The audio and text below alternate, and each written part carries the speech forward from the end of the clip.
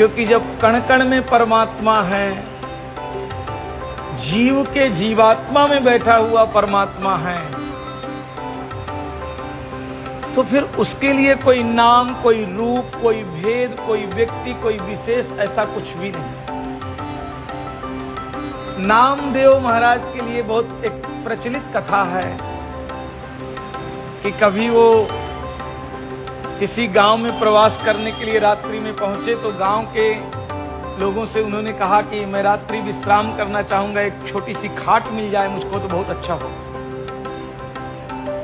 तो गांव के लोगों को पता था कि एक पीपल के वृक्ष के नीचे एक भयंकर प्रेत रहता था।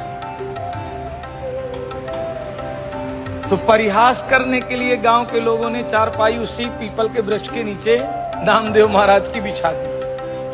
अब जैसे रात के 12 बजा, वैसे वो प्रेतात्मा विकराल रूप धारण करके और चिघारती हुई, चिल्लाती हुई नामदेव जी के सामने प्रकट हुई। तो नेत्र खोला उन्होंने, और नेत्र खोल करके बड़ा भाव से, बड़े प्रेम से उसके पैर पकड़ के बोला कि हे प्रभु, हे नारायणा, हे विठ्ठला, मेरे तेरे लाखों रूप सुने हैं, हजारों नाम सुने हैं, परंतु तेरा ऐसा रूप मैं फर्स्ट टाइम देख रहा हूं।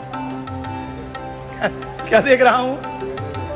तो वो प्रेत में भी भगवान प्रकट हो गए और वो विठ्ठला अपने गले से लगा करके आलिंगन करने लगे, चुम्बन करने लगे, बोले मेरा नामदेव तू सब जगह मुझे ही देख लेता है। उस प्रेत में भी भगवत श्रद्धा हो सकती है। उस प्रेत में उनको भगवत श्रद्धा हो गई। माता जी,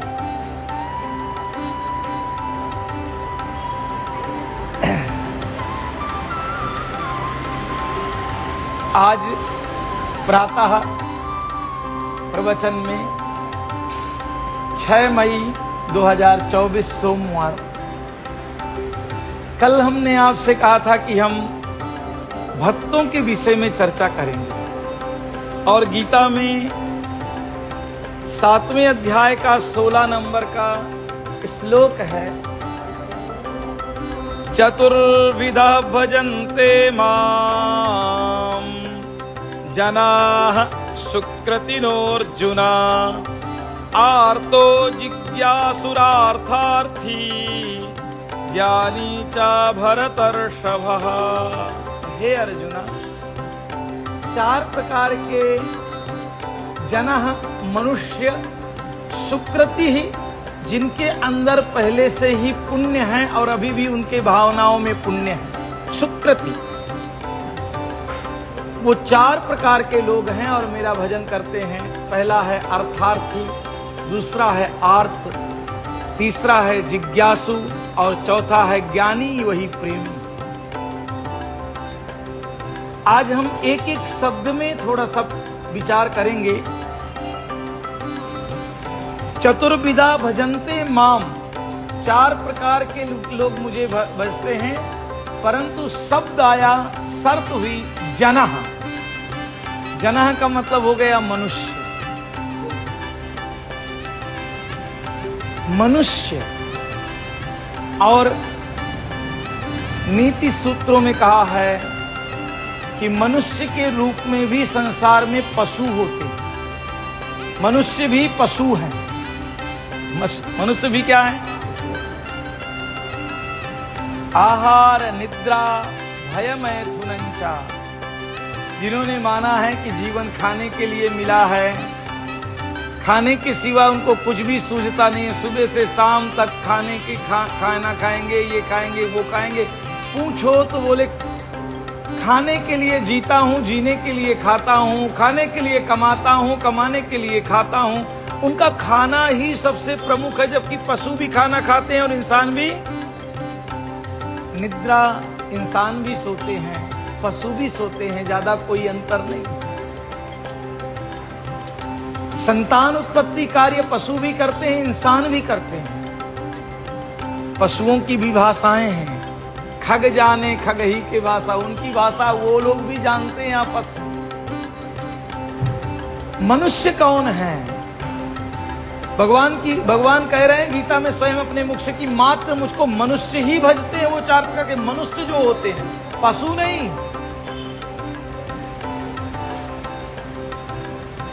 मनुष्य रूपेण मृगाश्चरन्ति। नीति शास्त्र तो कहता है कि मनुष्य के रूप हैं, परंतु वो पशु ही घूम रहे हैं इस संसार में। तो प्रायः अगर विचार करें तो इस संसार में 99% जो हैं पशु ही हैं। मनुष्य कौन है? कौन वाले मनुष्य मुझे भजते हैं? तो पहला शर्त है कि देहात्म बुद्धि से जो ऊपर उठ जाते हैं। मनुष्य वो कहलाते हैं जो देह अपने आप को नहीं मानते हैं, देह से परे हो जाते हैं। जब तक देहात्म बुद्धि है तब तक हम आप पशु हैं, बंधे हुए हैं पास में।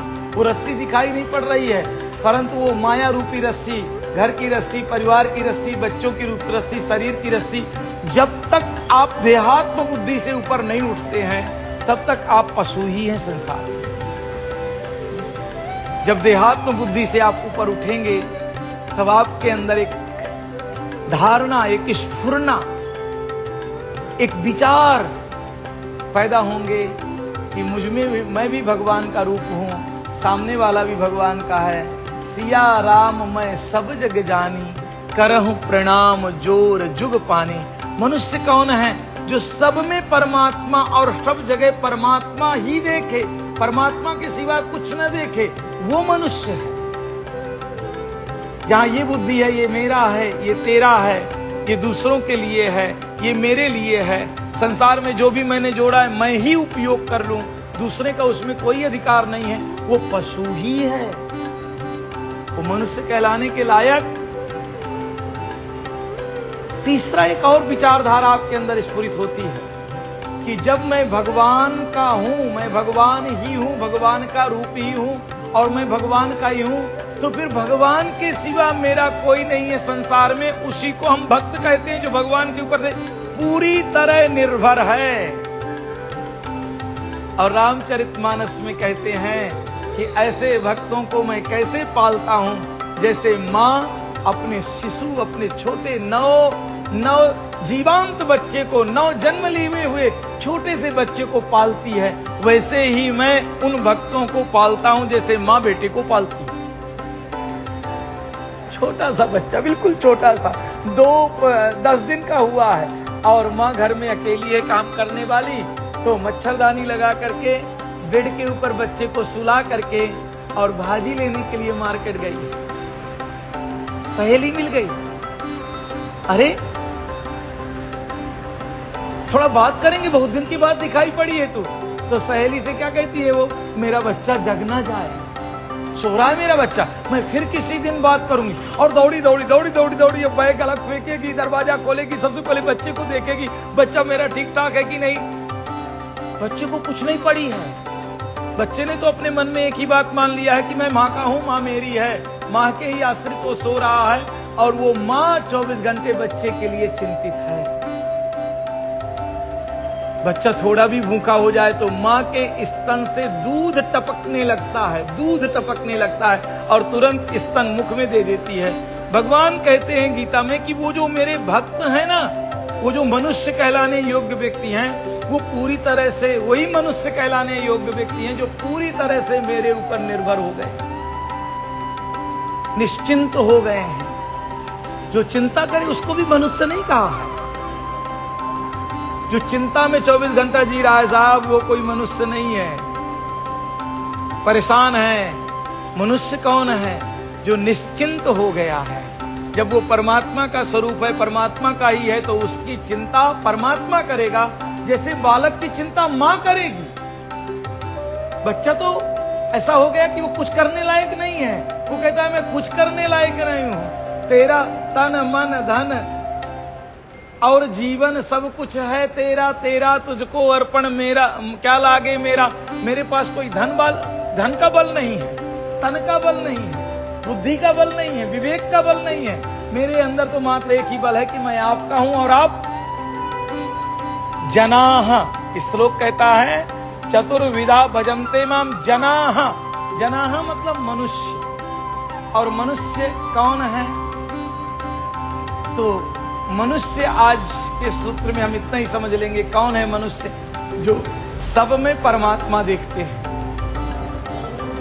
जो परमात्मा की ही सत्ता को स्वीकार कर लेते हैं। जो भी परमात्मा करेंगे मेरे हित के लिए करेंगे, क्योंकि मैं परमात्मा का हूं, परमात्मा मेरे हैं। मेरे अंदर ना कोई तन बल है, ना कोई धन बल है, कुछ नहीं है मेरे अंदर, पूरी तरह से परमात्मा के ऊपर निर्भर है। और कौन है? जो परमात्मा के भरोसे ही रहते हैं। और भगवान कहते हैं, भगवान कमेंट करते हैं, भगवान सौगंध लेते हैं कि ऐसे भक्तों को मैं कैसे पालता हूं जैसे मां 9 जन्म बच्चे को पालती है। उसको तेल भी लगाती है, पानी भी पिलाती है, लोरियां भी सुनाती है, गाने भी गाती है। और बच्चा खांस दे तो डॉक्टरों के यहाँ लाइन लगा के खड़ी हो जाती है। वो बच्चा एक्चुअल निश्चिंता है। बच्चा क्या है? पर मां 24 घंटे उसकी सेफ्टी में लगी है। तो वही मनुष्य है, नहीं तो सब पशु हैं साहब। हम जो कह रहे हम मनुष्य हैं, मनुष्य योनि में जन्मे हैं, मनुष्य कहलाते हैं। हम क्या मनुष्य हैं? अगर आहार के लिए जी रहे हैं, धन संचय के लिए जी रहे हैं, निद्रा के लिए जी रहे हैं, निद्रा के लिए घर जुटा रहे हैं, एसी जुटा रहे हैं, पंखे जुटा रहे हैं, बड़ी बड़ी गाड़ियां जुटा रहे हैं, बच्चे पैदा करने के लिए जी रहे हैं, भय से जी रहे हैं, तो हम कहाँ मनुष्य हैं? तो फिर कहा है मनुष्य लोके न मृगाश्चरन्ति। वो मनुष्य रूप तो हैं, परंतु वो पशु है। तो कौन मेरे भक्त बनेंगे? पहले मनुष्य बनना पड़ेगा। पहले शर्त है मनुष्य बनना। पहला शर्त क्या है? प्रभु ने जिंदगी दे दी, हमें जीना नहीं आता। बहुत सत्संग सोते हैं, सुधरती क्यों नहीं दुनिया? क्योंकि कहना तो आता है, पंग करना। हमें सबसे पहले मनुष्य बनना होगा, फिर बाद में हम भक्त। तो बहुत बड़ी शर्त है। कल के प्रवचन में हम भक्त की चर्चा करेंगे। आज हमने मात्र मनुष्यवाद को समझा है। जनाः राम राम। आज के सत्संग को विश्राम।